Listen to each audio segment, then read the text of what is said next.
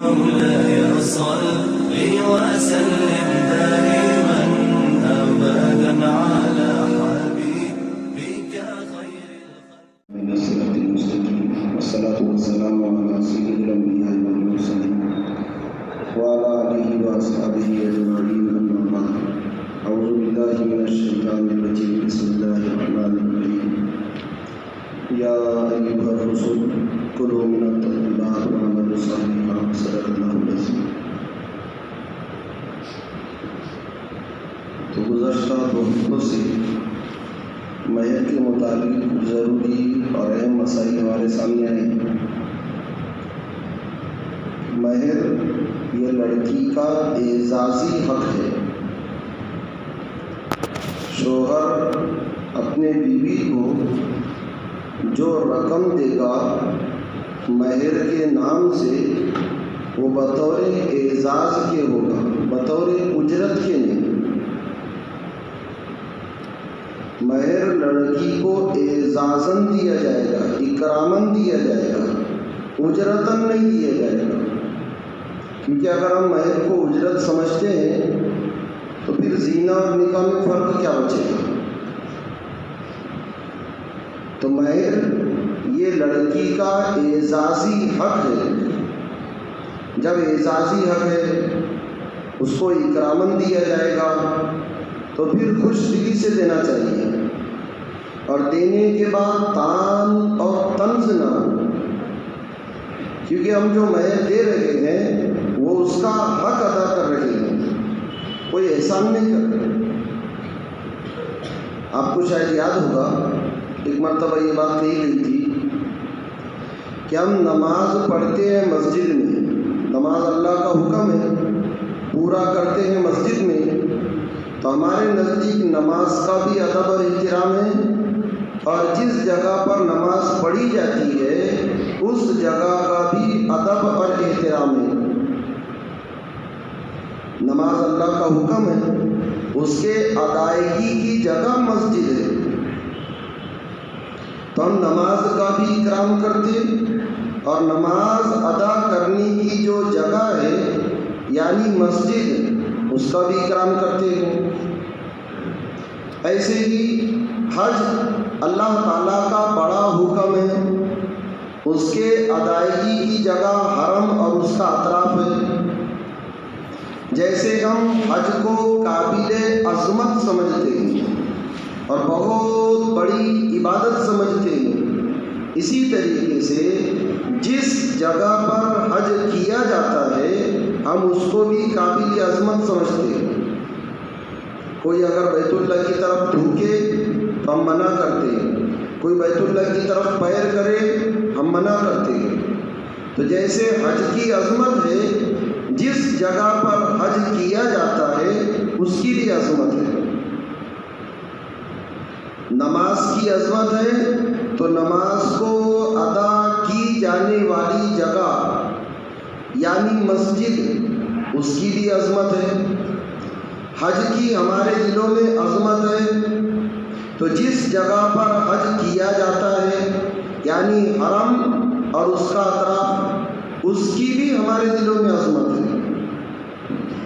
اور بعض مرتبہ تو اتنی عظمت، یہ ٹوپی کہاں کی؟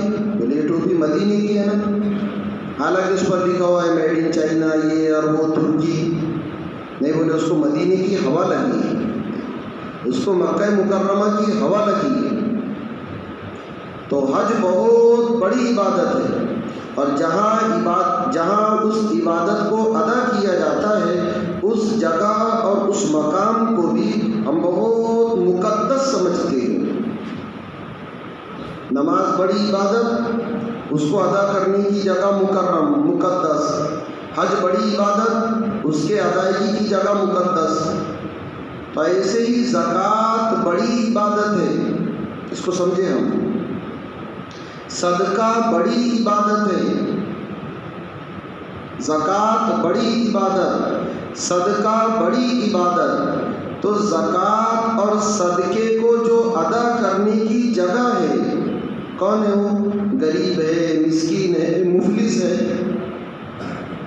زکوٰۃ عبادت ہے، اس کو ہم بڑی چیز سمجھتے ہیں، قابل عظمت سمجھتے ہیں، تو جس کو زکوٰۃ دی جا رہی ہے ہم اس کو بھی قابل عظمت سمجھیں۔ صدقہ بڑی عبادت ہے تو جس کو دیا جا رہا ہے ہم اس کو بھی قابل عظمت سمجھیں۔ نماز بڑی عبادت جہاں ادا کی جاتی ہے اس کو ہم بڑی جگہ سمجھتے ہیں، مقدس۔ حج بڑی عبادت جہاں ادا کی جاتا ہے اس کو بڑی جگہ سمجھتے ہیں، مقدس مقام کہتے ہیں۔ ایسے ہی زکوٰۃ اور صدقہ بہت بڑی عبادت ہے۔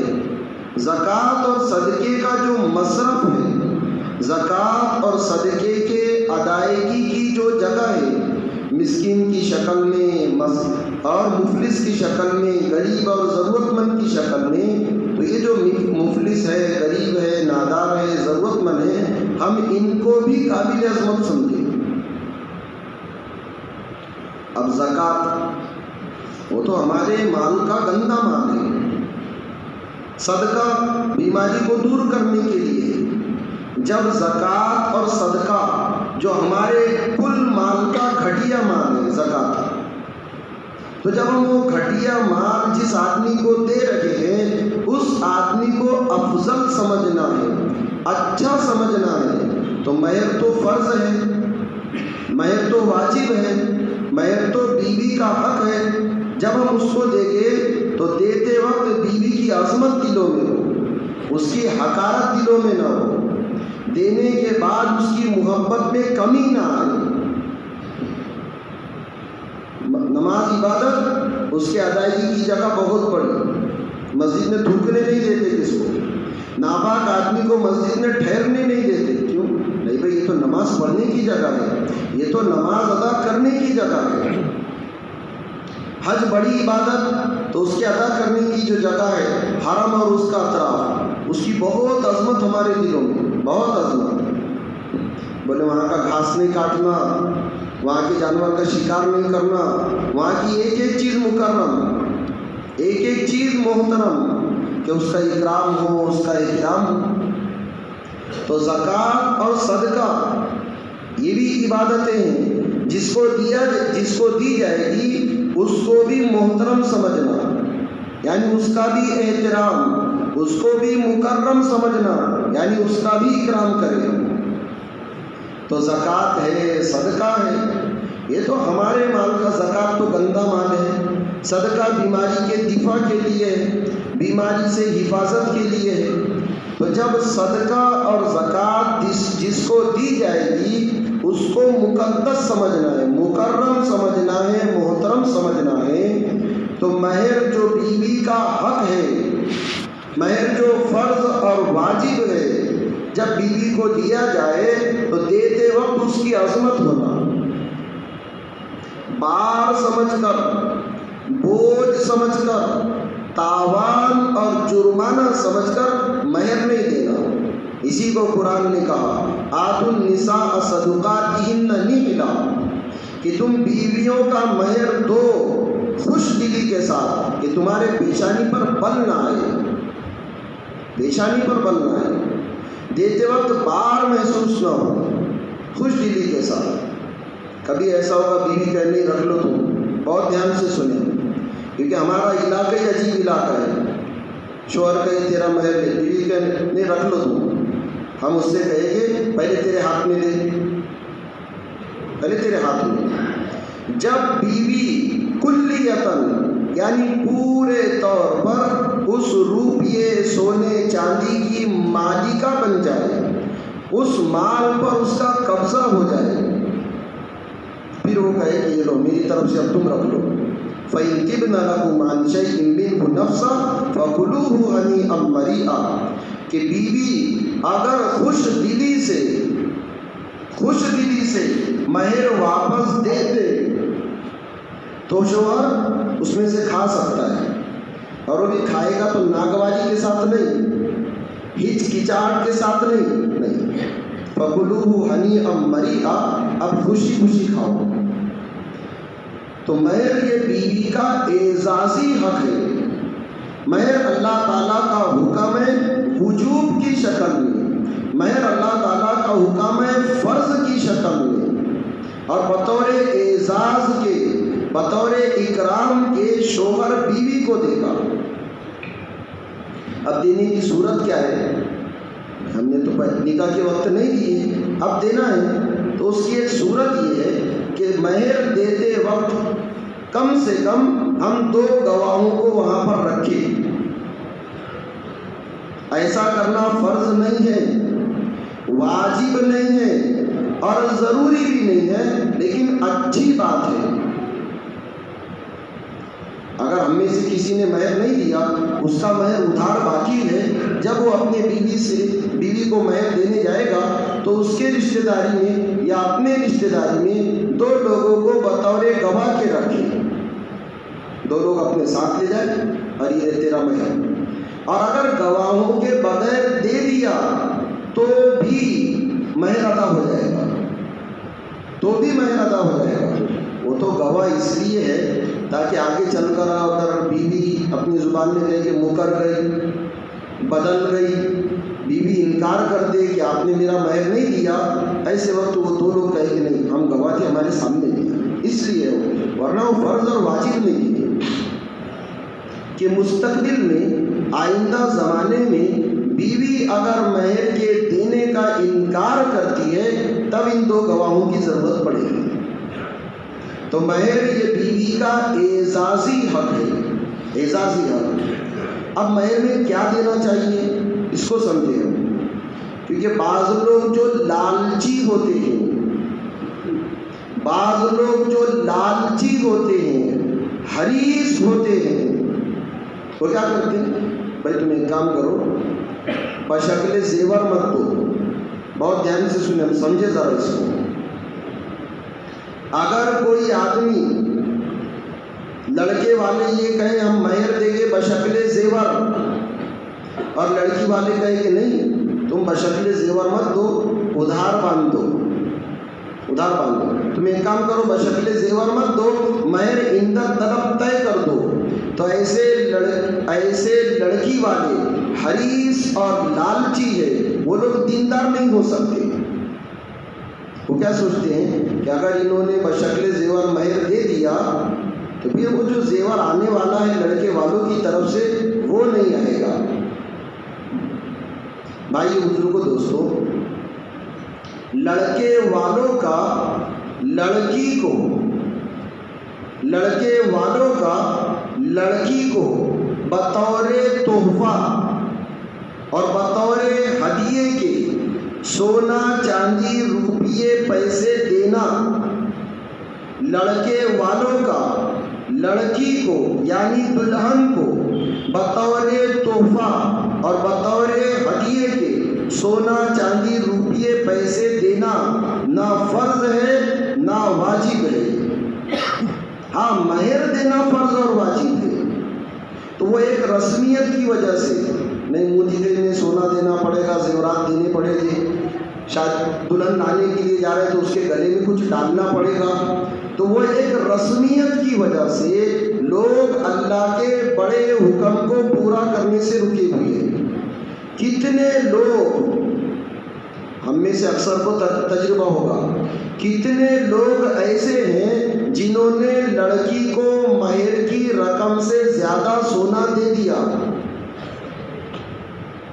کتنے لوگ ایسے ہیں جنہوں نے دلہن کو، لڑکی کو مہر کی رقم سے اور مہر کی مقدار سے زیادہ سونا دے دیا، لیکن مہر کی نیت نہیں، مہر ادا نہیں ہوگا، مہر کی نیت نہیں تو مہر ادا نہیں۔ تو اپنے علاقے میں آج کل جو شکل چل رہی ہے کہ ہم لوگ ایک رقم طے کرتے ہیں، مثال کے طور پر 50,000، اور پھر یہ کہتے ہیں بشکل زیور، تو ایسا کرنا بالکل جائز ہے، کوئی خرابی نہیں۔ اور اگر اس میں کوئی خرابی سمجھتا ہے تو ایسا آدمی لالچی ہے، وہ دیندار نہیں ہو سکتا۔ وہ یہ چاہتا ہے کہ اس کا ہونے والا داماد ہمیشہ ہمیشہ اس کے بیٹی کے قرض میں دبا رہے۔ جیسے بعض لوگ کیا کرتے ہیں، جو زیادہ مالدار ہوتے ہیں تو وہ غریبوں کو روپیے اور پیسے ادھار دے دیں گے، 5,000 5,000 20,000 50,000 اب ان پر قرضہ ہے تو وہ دوسری طرف محنت کرنے کے لیے نہیں جا سکتا ہو. کیوں؟ وہ تو قرض کے بوجھ میں دبا ہوا ہے. پھر دوسری جگہ 1000 روپیے تو یہ دے گا 300 روپیے. کیوں؟ قرض میں دبا ہوا ہے. بھائیو بزرگوں دوستو، یہ بھی سود کی شکل ہے. یہ سود کی شکل ہے. یہ تو ایک آدمی پر ظلم کر کے کام کروانا ہے. ایسا آدمی ظالم ہے اور جو اس کے یہاں پر کام کر رہا ہے وہ مظلوم ہے. تو بعض لڑکی والے کیا کرتے ہیں، میں ادھار رہنے دو، آپ کو جو سونا لانا ہے لے کر آ جاؤ. اور بولتے بھی اگر تم نے کچھ نہیں دلائے تو چلتا، لیکن میں ادھار. کچھ نہیں لائے تو چلے گا لیکن میں اندر طرف. اور نیت یہ ہوتی ہے کہ کچھ نہ کچھ تو لائیں گے. یہ لانی چاہیے. تو لڑکی والے یہ چاہتے ہیں کہ ہمارا داماد ہمیشہ ہمارے بیٹی کے قرض میں دبا رہے، قرض میں. اور بعض لوگوں کی نیت یہ ہوتی ہے کہ اگر نقد دے دیے تو چھوڑ دیں گا، ادھار رہنے دو. پھر چھوڑتے وقت معلوم پڑے گا کیسا چھوڑتا. بھائیو بزرگوں دوستو، نکاح کی بنیاد ہی غلط ہے. بعض لوگوں کے زیادہ مہر طے کرنے کی نیت ہی یہ ہے. یہ بولے مہر ایسا طے کرو کہ چھوڑتے وقت اس کو احساس ہو. مہر اتنی مقدار میں باندھ دو کہ وہ ہمارے بیٹی کو چاہتے ہوئے بھی نہ چھوڑ سکے. یہ نیت ہے ماں باپ کی. گزشتہ بھی بات بتلائی گئی کہ لڑکے کی حیثیت کو سامنے رکھ کر مہر طے کرنا سنت ہے. لڑکے کی حیثیت کم ہے، آپ نے مہر زیادہ طے کر دیے تو یہ مہر سنت کے خلاف ہے اور لڑکے پر ظلم ہے. لڑکے کی حیثیت زیادہ ہے، مہر کم طے کر دیے تو یہ مہر سنت کے خلاف ہے اور لڑکی پر ظلم ہے. تو نہ لڑکے پر ظلم نہ لڑکی پر ظلم. مہر جو طے ہوگا وہ لڑکے کی حیثیت کو سامنے رکھ کر. حضرت عمر رضی اللہ تعالیٰ عنہ نے ایک مرتبہ ممبر پر اعلان کیا تھا، خبردار تم میں سے کوئی بھی اپنی بیویوں کا زیادہ مہر نہ طے کرے.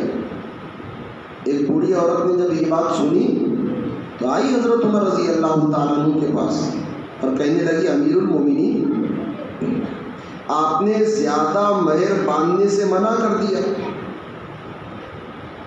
اور قرآن کہتا ہے قنطارہ کہ اگر تم نے اپنی بیویوں کو مہر میں سونے اور چاندی کا ڈھیر دے دیا ہو.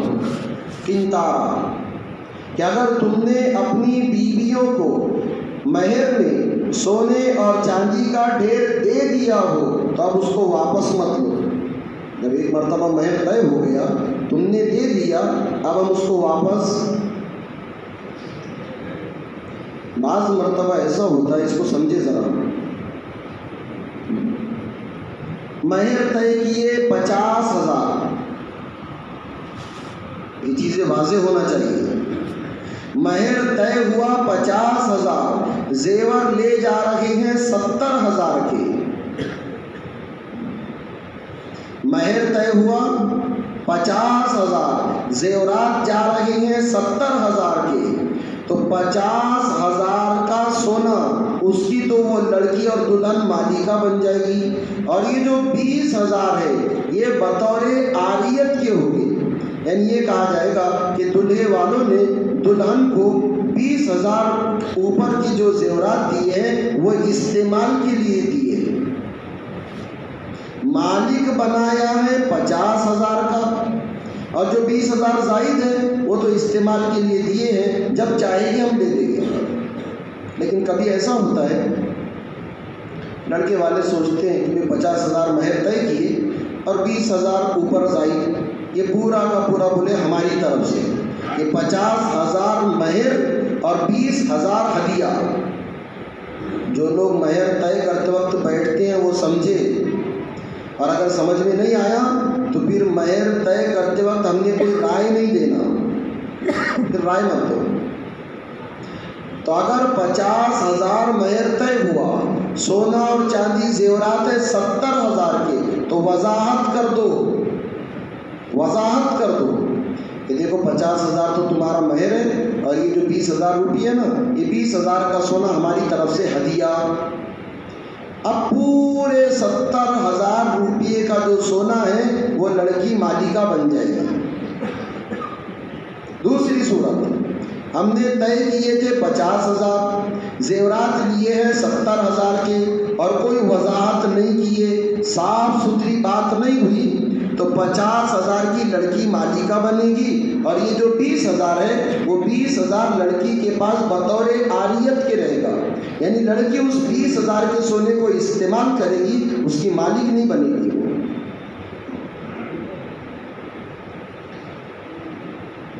تو بیویوں کا جب مہر دے، خوش دلی کے ساتھ، خندہ پیشانی کے ساتھ، مسکراتے ہوئے چہرے کے ساتھ، بار سمجھ کر، بوجھ سمجھ کر بیوی کا مہر نہ دے۔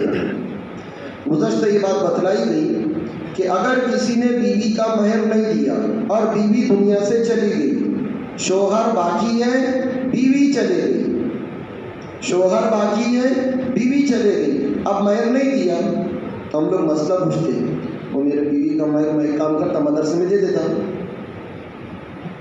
ایسا کوئی مسئلہ نہیں پوچھتا کہ میری بیوی کا 2 ایکڑ کھیت ہے میں مدرسے میں دے دیتا، ایسا نہیں پوچھے گا۔ میری بیوی کا مہر تھا، بیوی کا انتقال ہو گیا، میں سوچ رہا ہوں اتنے پیسے مسجد میں دے دیتا، ایسا کوئی نہیں پوچھے گا کہ میرے بیوی کا 50 لاکھ کا پلاٹ ہے، اس کا انتقال ہو گیا، مدرسے میں دے دیتا۔ بھائیو، بزرگوں، دوستو، بیوی کے انتقال ہو جانے کے بعد، بیوی کے انتقال ہو جانے کے بعد اگر مہر باقی ہے تو جیسے بیوی کا پلاٹ اس کے وارثوں میں تقسیم ہو رہا ہے، ایسے ہی مہر کی رقم بھی اس کے وارثوں میں تقسیم ہوگی۔ بیوی کے مرنے کے بعد جیسے اس کا کھیت اس کے وارثوں میں تقسیم ہو رہا ہے، ایسے ہی اس کا مہر اس کے وارثوں میں تقسیم ہوگا، اس کے وارثوں میں تقسیم ہوگا۔ اور گزشتہ ہفتے سے پہلے یا اس سے پہلے یہ بات بتلائی گئی تھی، اس کو بہت دھیان سے سنیں، کیونکہ ہمارے گاؤں میں تبلیغ کا نام بہت ہے، حقیقت یہ کہ کام نہیں ہے۔ اب ایک آدھ سوچیں گے آج تو انہوں نے باپ نے تبلیغ کے خلاف بول دی، ایک نے تبلیغ کے خلاف بولا تو اپنے کو تکلیف، اور ہم تبلیغ کے خلاف کام کریں تو کوئی تکلیف نہیں۔ بہت دھیان سے، نام بہت ہے ہمارا تبلیغ کا، لیکن حقیقت یہ کہ کام نہیں ہے۔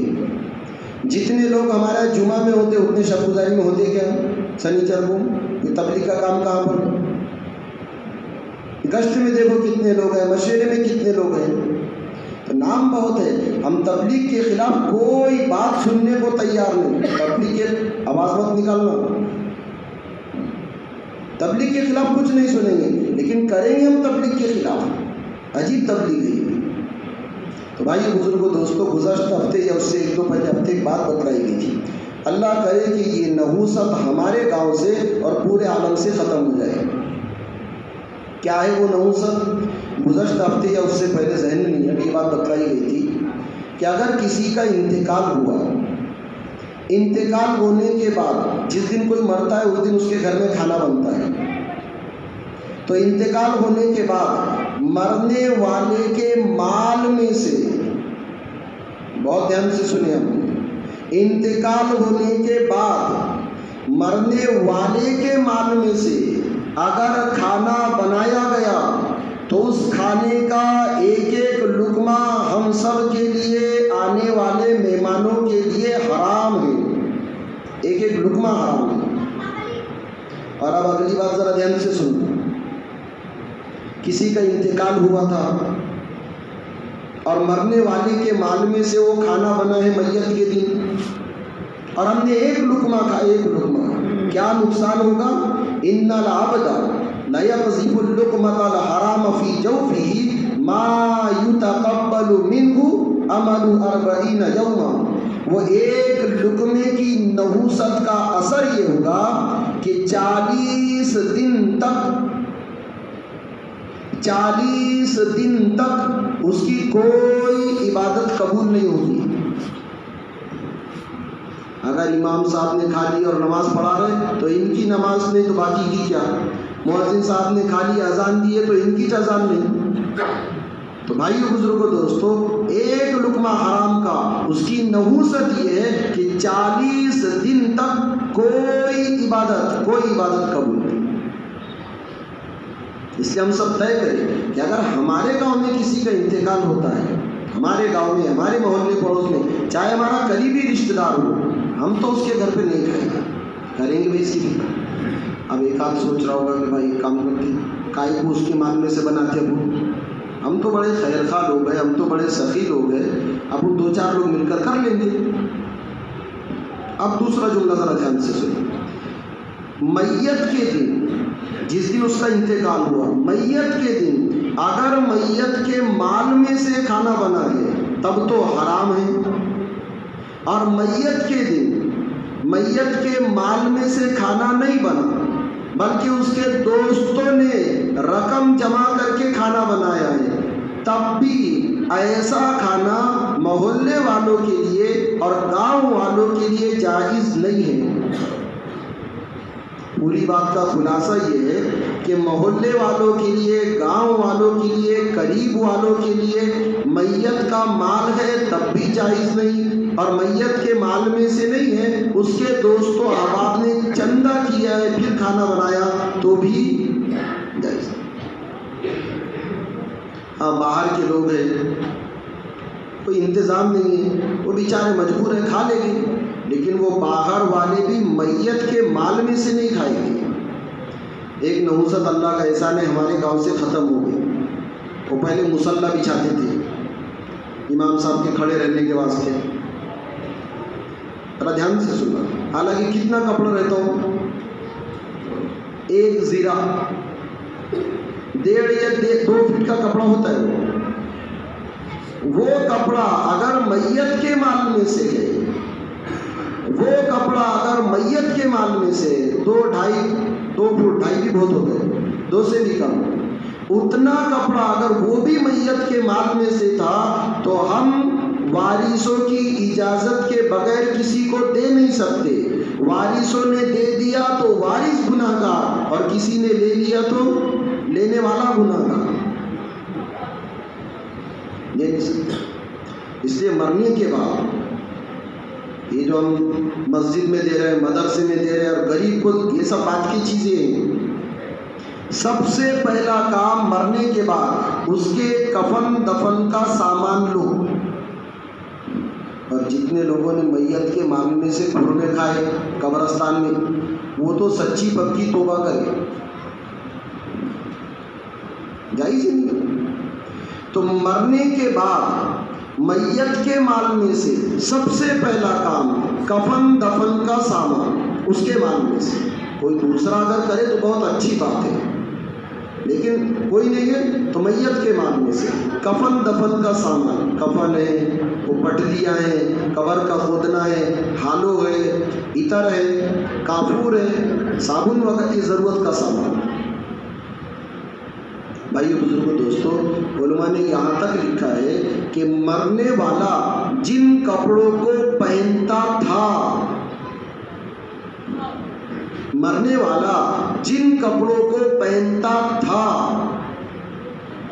مرنے کے بعد وہ کپڑے تمام وارثوں کی اجازت کے بغیر آپ کسی ضرورت مند کو بھی نہیں دے سکتے، اور اگر دے دی ہم نے اور اس نے لے لیا تو اب وہ جملہ سنیں، فضائل صدقات میں بھی ہے کہ جو آدمی حرام مال کمائے، بہت دھیان سے سنیں، جنہوں نے کیا وہ تو سچی پکی توبہ کرے، جو آدمی حرام مال کمائے اور صدقہ کرے،